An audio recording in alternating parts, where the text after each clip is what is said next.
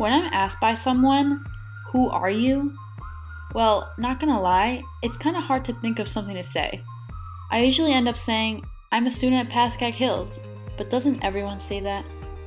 I find difficulty in thinking of what to say, not because I'm just that complex, but because I honestly don't think I really know who I am yet. Most of the time, I'm just way too distracted thinking about what I could be instead of what I already am. That says a lot about the world we live in today. Everyone is always aiming for something higher, something better than the last. They're never focused on the here and now. No matter how far in time it may be, people are always thinking ahead. What do I want to be? What do I want to do? I want to be a millionaire and buy lots of cool stuff. I want to go to the party next week. I want to graduate high school and go to Yale. I want to be the doctor that finds a cure for cancer. Or even, I just want to go home and sleep. Well, yeah, that's all cool, but what about right now? I don't have any of that stuff right now, and dreaming about it isn't gonna get me anywhere. That's what I seem to forget a lot of the time. I'm just a daydreamer. Like any other person my age, I dream of college and my future and goals I have. But what do I want to do right now? What do I want to be right now? Who am I right now? That's what I have trouble with. This doesn't sound that hard. All I've got to do to know who I am right now is take a look at myself in the mirror and bam, that's who I am, right? Wrong. Personally, I've always had trouble embracing myself. It was always the small things that really bothered me, like the way my hair looked or my height or my eye color. When I was younger, I even thought I was weird for being a lefty, so I tried to teach myself to write with my right hand. That didn't work. But lately, I've just told myself to forget about it. Worrying about how I seem to others isn't going to get me anywhere. Obviously, no one is perfect, and no one even notices the small things that I notice about myself. I was always trying to be accepted by family and friends. They love me and have never asked me to change myself.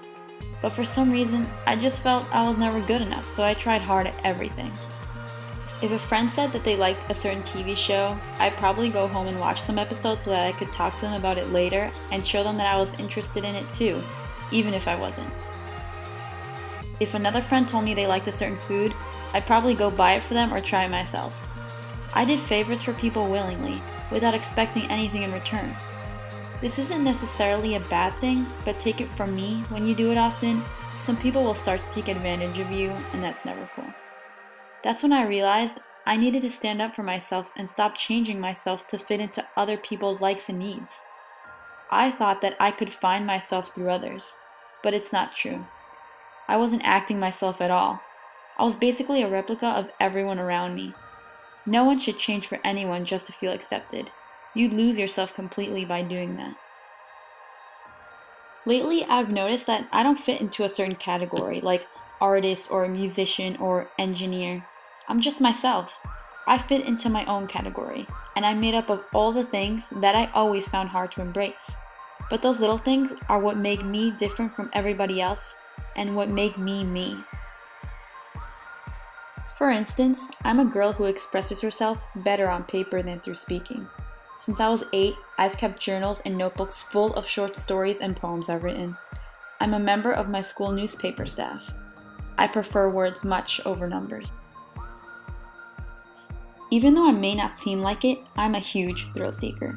It doesn't matter what it is. Scary movies, roller coasters, skydiving, obstacle course races, I will do it all, honestly. That stuff gets me pumped. I love running. I'd run for miles on end if I had the time. It's one of my favorite hobbies. I don't know what I'd do without it. When people are kind to me, I make sure to never forget it. I think cross country has got to be the best sport ever, and I think it's totally underrated. I'm the girls' captain for the upcoming season, and I'm super excited for that. My track and cross teammates are my second family. I couldn't possibly live without them or their advice. I love to help others. I work at my local pool as a lifeguard and help out in church during Bible school. Reading is a big passion of mine. I'm a huge bookworm, and I own way too many books. Keeping in shape and working out is a huge thing for me because it helps relieve stress, and I need that a lot. I love my friends and classmates, but sometimes I like being by myself too. I like thinking on my own, and I've noticed that I work a lot better sometimes that way. I also prefer small groups of people to huge parties. When I put my mind on something, I always end up going through with it, even if it takes a long time to accomplish. I might seem kind of shy and quiet when you first meet me, but once we become friends, I become really open and a friend that will always be there. I used to be kind of embarrassed of saying these things, like people wouldn't care or find me interesting. I've realized that everyone is different, and everyone has their own differences that they're probably not willing to share either, in fear of being rejected. No one should feel like that. We're all made of differences, so we should all accept each other's. I know that I can't classify myself into any certain kind of person because I just don't fit into something specific. I'm a combination of all the things I like and all the things I do. I am all the things that make me different from everyone else, and I'm not afraid to admit that I'm actually really proud of that.